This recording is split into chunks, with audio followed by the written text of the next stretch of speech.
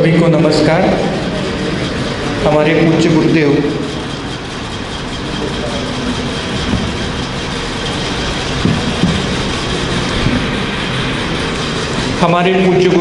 परात्पर गुरु doctor Athawale जी के चरणों में नमन करता हूँ।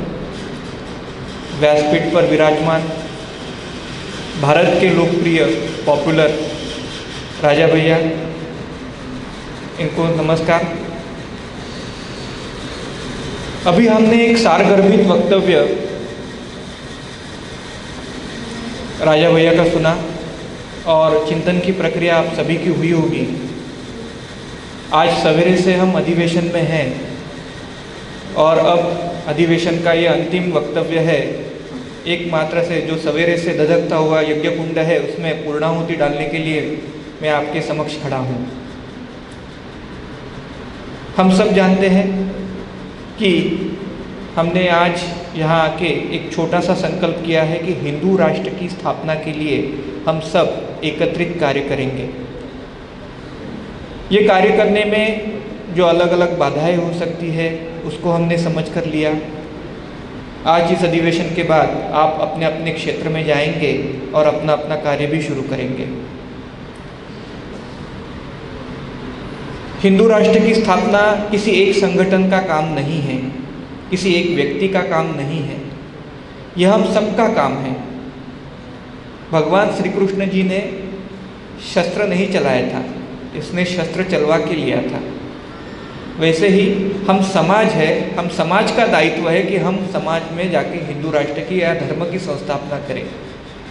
भगवान श्री कृष्ण आशीर्वाद देने हुए के लिए हमारे समक्ष खड़े हैं और हमें अपना दायित्व, हमारा योगदान समर्पित भाव से निभाना है और यही इतिहास की और आने वाले काल की भी मांग है। इतिहास में पुनरावृत्तियाँ होती हैं, यानी जैसे इतिहास होता है 100 साल के बाद पुनः इतिहास होता है, ऐसे बहुत सारे पाश्चात्य दार्शनिक कहते हैं। 100 साल पहले 1920 में एक स्पेनिश फ्लू आया था, 100 साल के बाद 2020 में कोरोना आया। 100 साल पहले 1922 में मुसलमानों की जनसंख्या 22 करोड़ हो चुकी थी और 25 सालों में यानी 1947 में 35 करोड़ मुसलमानों ने अपना पाकिस्तान मांग लिया। आज 2022 चल रहा है, उसी जनसंख्या मुसलमानों की जनसंख्या 22 करोड़ हो चुकी है। संख्या शास्त्री कह रहे हैं कि 2040 में यानी 18 वर्षों के बाद भारत का फर्स्ट प्राइम मिनिस्टर मुसलमान होगा। तो इस परिस्थिति को समझे। मैं इसलिए बता रहा हूँ कि आपको लगेगा कि काल के अनुसार ये तो अलग है, मोदी जी जीत के आ रहे हैं, योगी जी जीत के आ रहे हैं, लेकिन जनसंख्या जिस प्रकार से बढ़ती है तो जनसंख्या शास्त्री उस प्रकार से चिंतन करते हैं और इसीलिए काल को हमें समझना होगा। अभी राजा भैया ने कहा कि 3 वर्षों में अगले 3 वर्ष हम सभी के लिए भीषण हैं। वो भी 2022 में, 1922 में भी यही परिस्थितियाँ थी।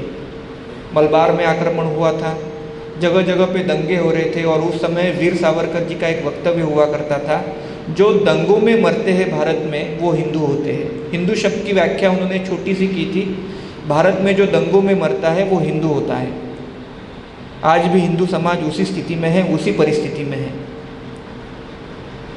ऐसे समुदाय की रक्षा हम पूर्ण रूप में कर नहीं पाएंगे। आने वाला काल बहुत भीषण है, क्योंकि 2024 में कोई भी राजनीतिक पार्टी जो सेकुलरिस्ट है या कोई भी मुसलमान समुदाय या अल्पसंख्यक समुदाय ये नहीं चाहता है कि वहाँ सत्ता में बीजेपी पुनः आए, और वो नहीं चाहते हैं, इसीलिए सिविल वॉर होगा। और ये सिविल वॉर में हम सब हिंदुओं के जीवन पर, हमारे अस्तित्व पर खतरा उत्पन्न किया जाएगा, क्योंकि हमें समाप्त करके ही उन्हें अपनी सत्ता को प्राप्त करना है और ये समय हमारे लिए भी अस्तित्व का है। 2024 के इलेक्शन ऐसे ही नहीं होंगे, बहुत खून खराबा होने वाला है और ये इलेक्शन होने के पहले से ही हम सब ने अपनी सिद्धताओं को पूर्ण करना होगा। मैं इतना क्यों कह रहा हूँ स्पष्टता से, क्योंकि आने वाले काल की ये मांग है। हम सब देख रहे हैं कि रशिया और यूक्रेन का युद्ध शुरू हो चुका है।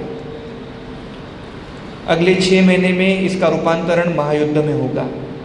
जब महायुद्ध शुरू हो जाएगा तो विश्व के सारे देश, भारत की सारी सरकारी मशीनरी, भारत की सारे मीडिया पर्सन्स और भारत के सारे राजनीतिज्ञ हो या भारत के सारे लोग हो, सारे उस सीमा पार युद्ध की तरफ देखते रहेंगे।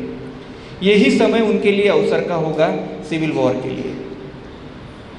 यही अवसर को उठा के वो गृह युद्ध में शुरू कर देंगे और इसीलिए जब युद्ध शुरू हो जाएगा तो हमें यहाँ अलर्ट होना पड़ेगा। मैं यहाँ बड़ी जिम्मेदारी के साथ कह रहा हूँ कि हम सारे हिंदुओं को कभी भी बचा नहीं पाएंगे, क्योंकि हम बहुत ही मुट्ठी भर है, हमारी संख्या बहुत ज़्यादा नहीं है, हर घर का एक व्यक्ति मरने ही वाला है। ऐसे समय पे हम कितने लोगों को बचा सकते हैं उसकी सिद्धता आज से करो, क्योंकि हिंदू वैसे भी हाथ में युद्ध शस्त्र नहीं लेगा। हिंदू वैसे भी मोदी और योगी पर निर्भर रहेगा। वो कहेगा कि ये तो रक्षा का दायित्व उनका है, वो अपना बिजनेस करता रहेगा, जॉब करता रहेगा, तो उसको कोई लेना देना नहीं है। लेकिन आप जागरूक है, आपको लेना देना है समाज से, क्योंकि आपका समाज जीता तो आपका हिंदू राष्ट्र जीवित रहेगा। इसीलिए मैं कह रहा हूँ कि आपको अपनी जिम्मेदारी को समझना होगा।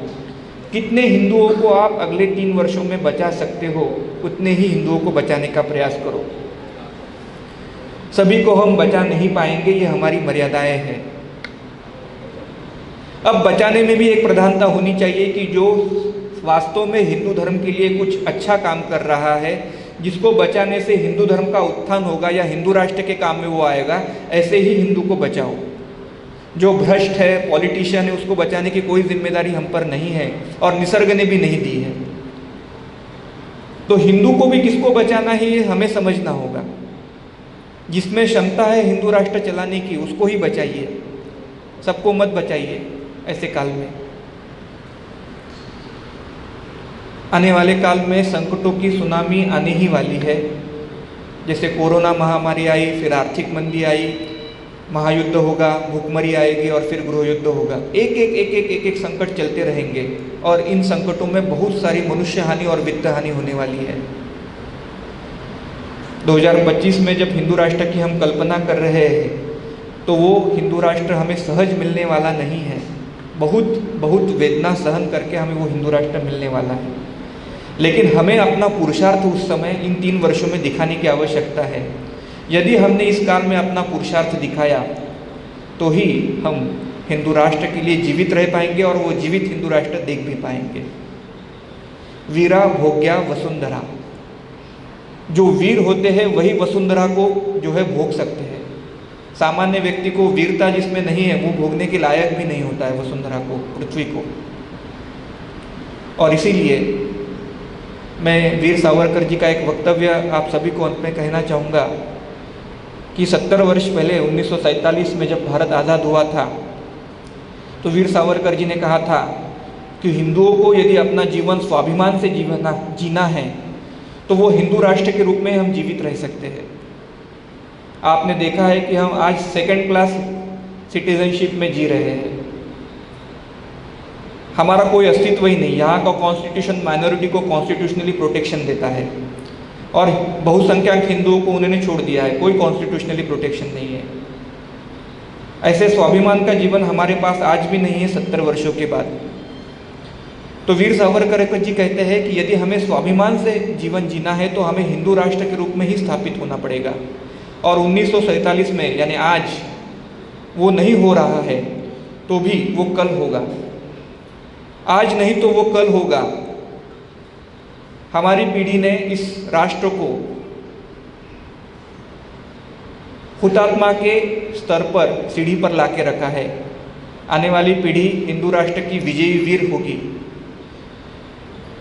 यदि ये कल हिंदू राष्ट्र नहीं हुआ तो लोग मुझे पागल कहेंगे और कल ये हिंदू राष्ट्र हुआ तो लोग मुझे दृष्टा कहेंगे।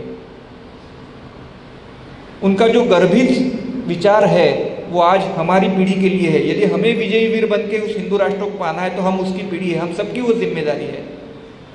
इसलिए हिंदू राष्ट्र के इस कार्य में आप सभी अपना सहयोग योगदान दें।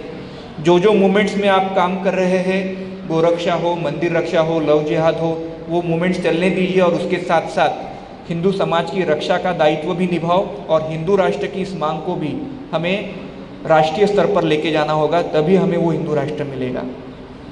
आप सभी समझदार हैं, आप सब में वो क्षमता है कि हिंदू राष्ट्र के लिए क्या करना है और क्या नहीं करना है।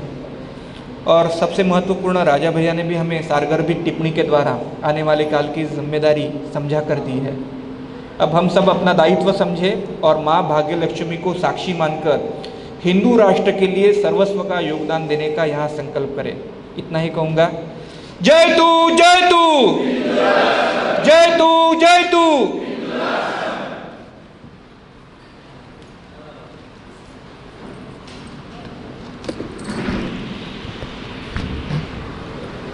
ఈరోజు